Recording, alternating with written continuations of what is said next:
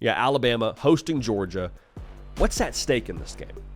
What's on the line here? Because I think there's a couple of things that you look at here. There's the optics side, and then there's the 2024 path side for both Georgia and Bama. Georgia fans, Alabama fans, major showdown this upcoming Saturday. Once y'all subscribe, we'll have a lot of thoughts leading into the game, have a reaction for you after the game. Make sure you're subscribed right here so you don't miss any of the coverage around Alabama and Georgia, just college football, period. Want to make sure y'all know the hard count is brought to you by our friends over at PrizePicks. Daily fantasy made easy. Easy to withdraw what you win, easy to play. All you got to do, pick 2 or more player projections. Pick the more or less on those projections. You're off to the races. Got a play for you a little bit later in the segment, but take that square we're going to tell you to use later in the segment and pair it with Caleb Williams' free square now all September long. More than a half pass yard. Again, it's free, just giving it away. Using code HARDCOUNT, $5 in lineups gets you $50 in promo funds. Even if we don't win, we plan to win. We never plan to lose, but even if we don't win, you still get that $50 in promo funds to work with using code HARDCOUNT. So we appreciate y'all in advance for being subscribed and for using that code. Like, if Georgia wins, think about the optics. Like, you are the big dog in the conference, and everyone sort of already believes you are the big dog in the conference, regardless of what you thought about Texas or what you say about Alabama. But if you go to Tuscaloosa and beat Alabama, I don't care that Nick Saban's not there. There's no Uno reverse pulling on me here now. There's no, it was this, it was that about Bama. Like, I think you validate a lot of what you thought about Georgia going into the season. Think about the confidence, too.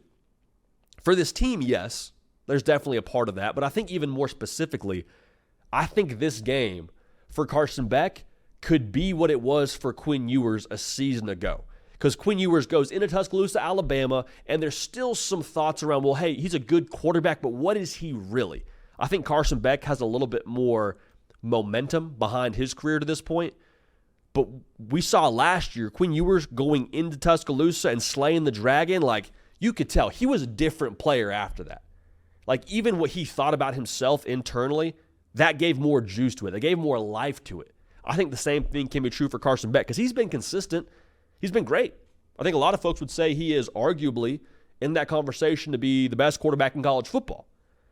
But when you go do it in Tuscaloosa, this would be like that big game win. This would be that I'm him moment, which I think we need from him going forward. Going from consistent to I'm him, it's a nice little jump that you saw Stetson Bennett make from the first national title to the second national title. You'd want to see Carson Beck make it and make it in this game. Now, for PrizePicks, we told y'all we had a play coming in this game. His total for rushing yards, Carson Beck, is set at 8.5. He's surpassed that every single game this season, barring something where Alabama gets to him a few times in the backfield. I think he's going to surpass that total.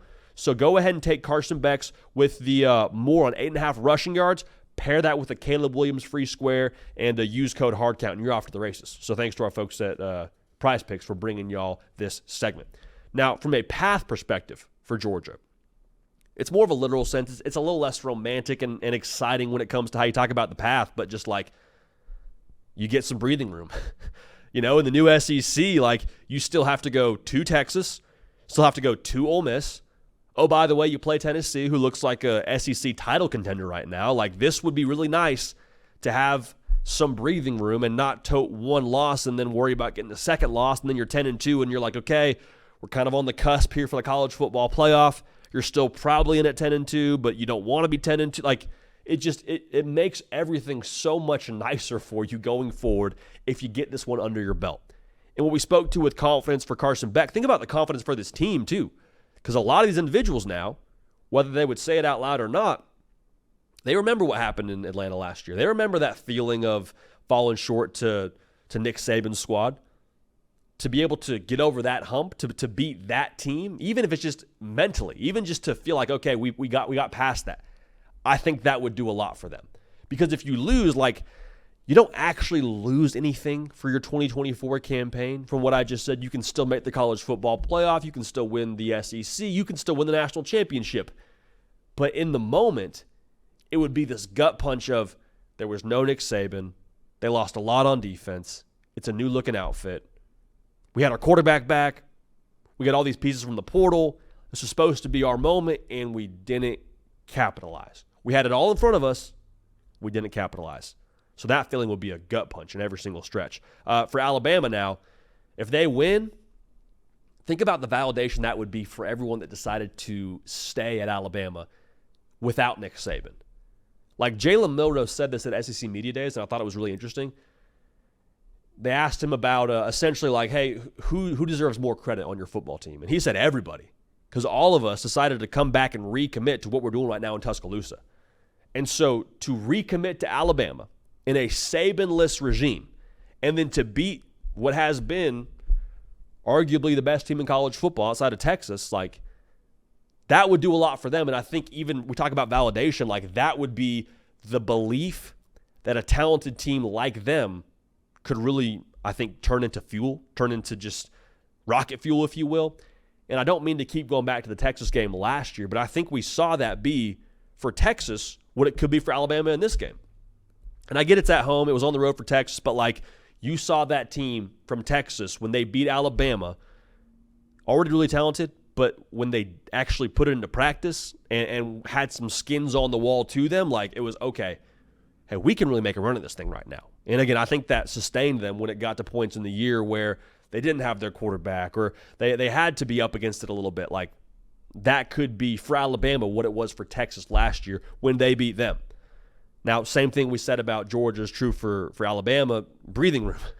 And it's not a super like insightful talking point, but it's absolutely true. There's a playoff element to this game with the sense that Alabama, you got to go to Tennessee. Missouri, we talk about the logo for Missouri mattering. Missouri will give Alabama a game. I'll just say that right now. Have to go to LSU, to Oklahoma. I don't know. Got to go to Norman. It's a good defense. Auburn, again, I don't know. Auburn, for whatever reason, lose to New Mexico State one game, and then they push you to 4th and 31 the next. I'm just saying. I would like to have a little bit of breathing room, to have a 0 in the loss column whenever I play those games. Now, it's kind of fitting we're talking about this game this week because there's so much talk right now about NIL and the new college football and the Matthew Sluka story, and I'm not here to talk about necessarily what that is or isn't for college football, but I would say this. This game, to me, still embodies a lot of what I believe is right with college football. And I'm not saying the NIL or the transfer portal is wrong with college football, but if you object to that, if you're not happy with where that is right now, when this game kicks off, and we got Georgia trying to keep Bama from scoring on, call it 4th and 2, from the 2-yard line, like, you're not worried about NIL, you're not worried about the portal, you're not worried about realignment. Like, this is college football, 2 of the premier brands, 2 of the premier rosters, 2 of what I would say are the premier coaches and quarterbacks in this sport right now. And at that point, for however long this game lasts for those 4 quarters, like everything about college football will be right, regardless of who wins. And I can't wait to watch it. Who's the real winners in this game? Us, as college football fans. As cliche as that sounds, and as corny as that sounds, that's how I feel about it.